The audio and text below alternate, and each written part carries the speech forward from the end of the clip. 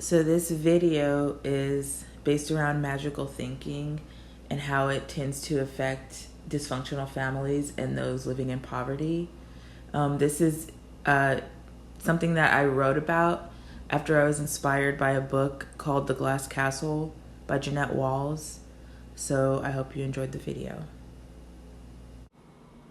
So as I said, this was inspired by a book called The Glass Castle by Jeanette Walls. And it's her memoir, and it's about her tumultuous upbringing and the consistent broken promises that her father made to build their family a glass castle. I've only started the book recently, but I've watched the movie that was made from the book. It stars Woody Harrelson and Naomi Watts, and I suggest the movie and the book. And then I've also looked up symbolism and motifs that show up in the book. So I just kind of Googled to find things, and I got a pretty good idea of what it's about.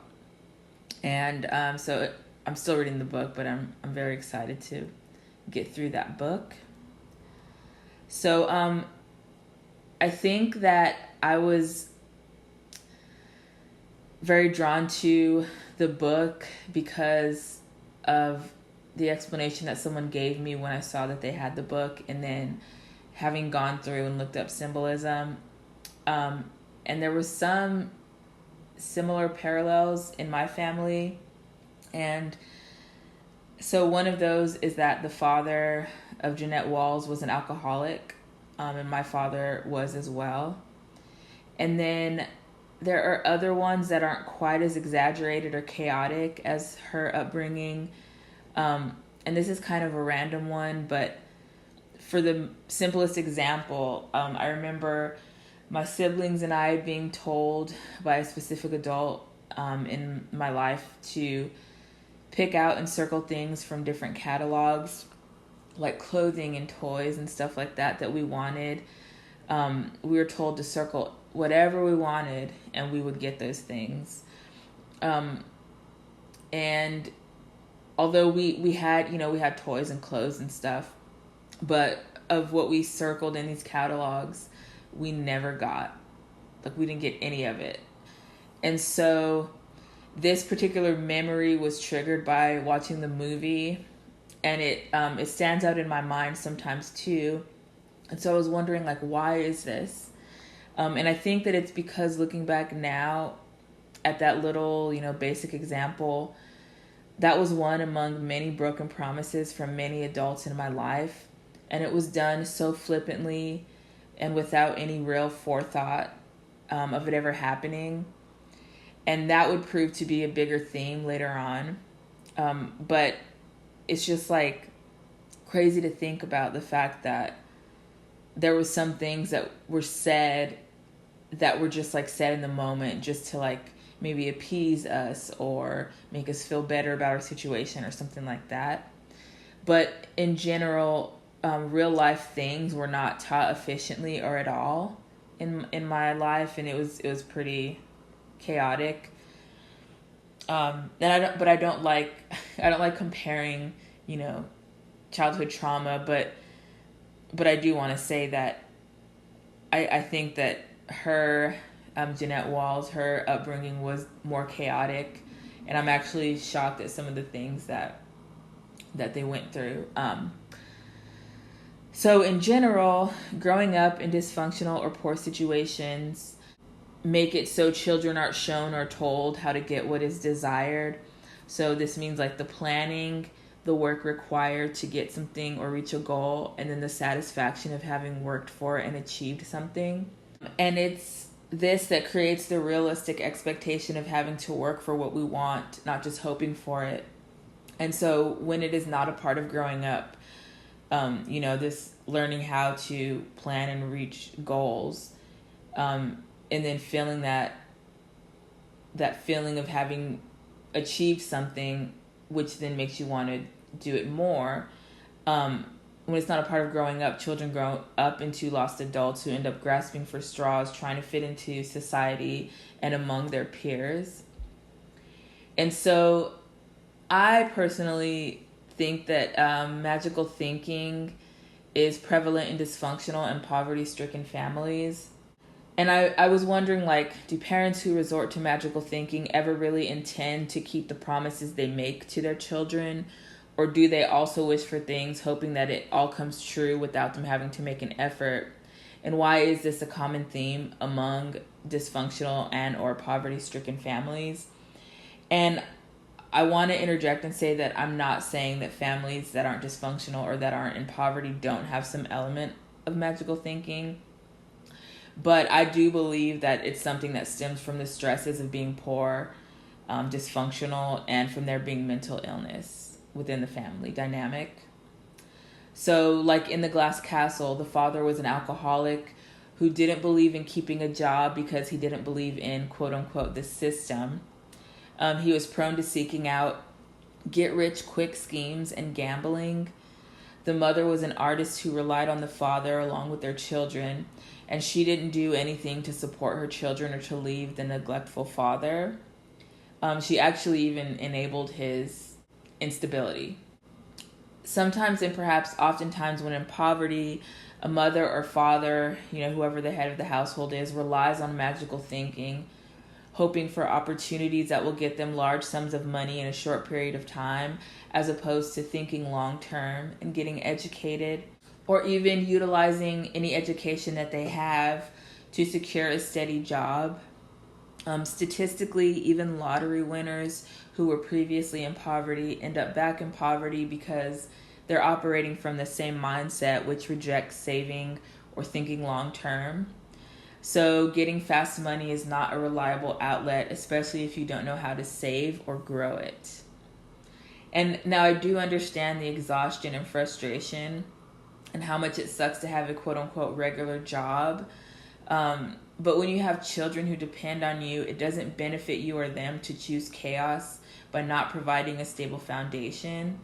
And that is what parents like this do. They unfairly cause chaos and confusion for their children, which stifles them as adults. If you are on your own and you're just like, I don't believe in the system, I'm going to go off the grid or whatever, like, you should be able to do whatever you want. But I think that when there's children, there has to be some stability, basically. And I also think that magical thinking is a coping mechanism for these types of families. So, for instance, magical thinking in Jeanette Walls' life was used as a coping mechanism orchestrated by her father in order to pacify her family and to keep the children from truly seeing and internalizing their current reality. So it's like if the father could keep them in a dreamlike state, hoping for better and constantly looking ahead to the future, they wouldn't have time to focus on the reality that they were actually living in. And then at the same time, he wouldn't have to do any kind of hard work to get them out of the situation. And it's the constant looking to the future that magical thinking encourages, which wastes time because you're never fully present. And before you know it, life has continued to move pretty quickly around your dreams. I think that magical thinking is probably something that is a go-to for a lot of families growing up poor. What's frustrating is that there was two parents in Wall's life. I could give more grace to one parent raising multiple children to say, I understand why this is a struggle. But to have two parents who are, again, bringing chaos upon their lives and the lives of their children by choosing to live in poverty when they could have worked to be more stable, absolutely baffles me. And this is also where I think mental illness or just plain laziness comes into play. I don't get how someone can completely turn their lives over to thinking that if you believe in something hard enough and long enough, you'll get money or a home, or that your situation will suddenly change just out of nowhere, just from wishing it or hoping for it. I don't believe that working your life away is the answer, but hard work is absolutely necessary in order to create the life that we want. It's unfair to expect that things would just be handed to you. And in that, there's also a sense of entitlement with this way of thinking, which also shows up in the Glass Castle, where the father rejects the system, but he expects to utilize it in a sense by securing land, using tools and materials made by someone else that would have been purchased from a business, and then probably getting assistance from other people to build. And in his narcissism, he wanted to wish into existence a reality that he didn't think he should have to work very hard for or towards, but it's still a reality that he thought he should benefit from. I think that magical thinking fragments someone's brain or their way of thinking into like dreaming these big dreams, and then a whole other side of their brain, it's like, you know, that there's like this grim reality. And that's where the danger is, because it's like your thinking is not it's not cohesive, and it's not aligned with your reality. So it's like you're choosing to like blind yourself with this magical thinking that has no bearing on like your reality. It just does not reflect your reality at all. And then another point is, I believe that childhoods are stolen by poverty and dysfunction.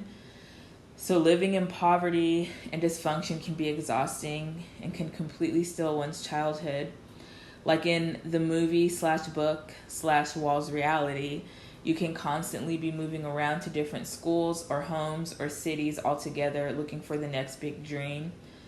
You don't know when or if you will have enough food, electricity, or running water, and the minimal access to or complete lack of these things keep families in survival mode and just in constant like upheaval. And it could cause humiliation for children who can't bathe properly or have clean clothes. It's hard to focus in school when one is hungry or sleep deprived. It causes unnecessary anxiety in children, making it so they grow up long before they have to. And overall, it essentially takes away their ability to experience what should be free and memorable childhood memories.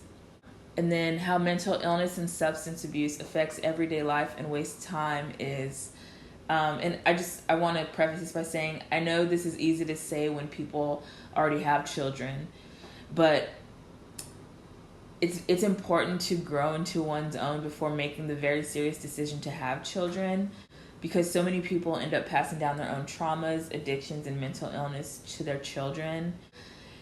In general, I think that people who have lingering unresolved trauma invite or create upheaval into their lives, because either it becomes an outward reflection of their refusal to face and heal their inner trauma, or it becomes a direct way to avoid facing it, or they deny that there is even a problem altogether.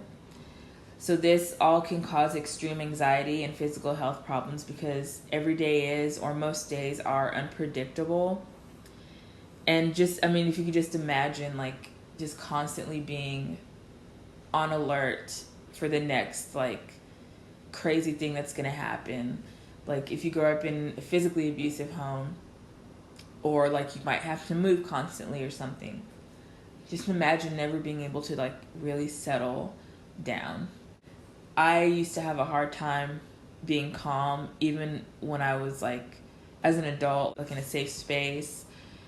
Like, life is going good, and I would still feel anxiety, and I think that it's because remnants of my childhood where I had to constantly be on edge, didn't know how things were going to end up. Like, it definitely affects people as adults.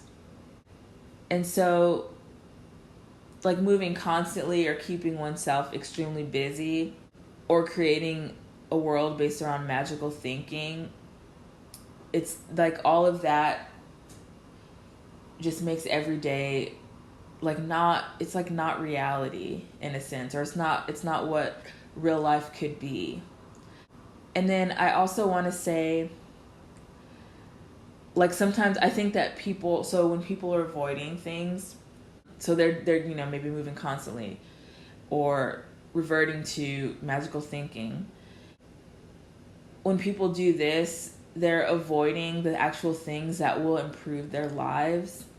So, like, maybe they build a world around magical thinking where they hope that somehow things will change or get better just because, not because they work hard or because they work their way out of a bad situation, not by seeing the reality of the situation or looking at themselves and seeing that they're in fact the cause for the situation staying the same.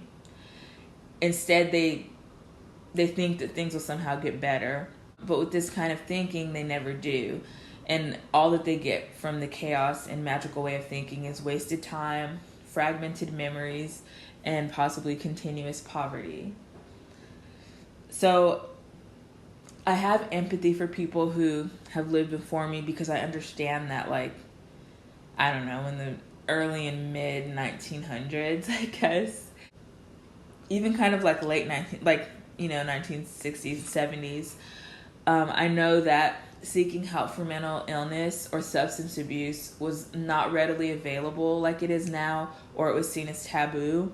Like, things are a lot different now. But at the same time, it's all of our responsibility to seek help and to like learn to regulate our emotions and stabilize ourselves so that we're not always reacting or seeking the next high.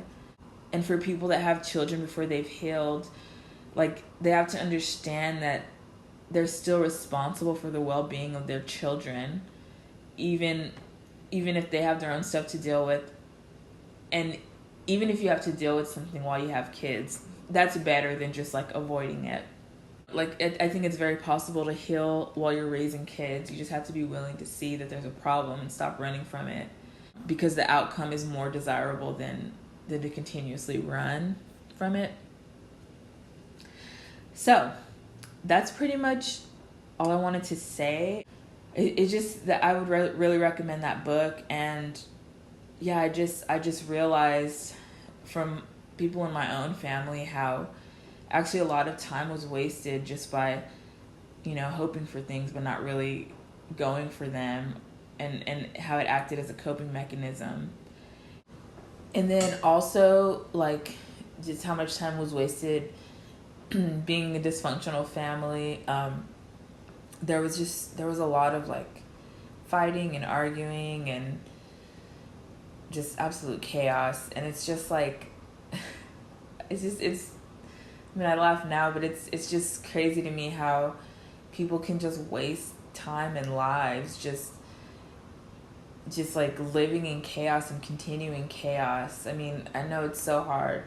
It is really hard to heal, but the alternative is just like to look back and be like, wow, I wasted a lot of time, or I, broke a lot of relationships.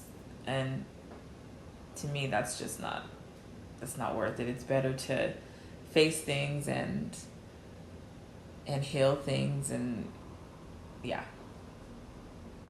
I hope that you'll read The Glass Castle, and I hope that you enjoyed this little video. Thanks for listening.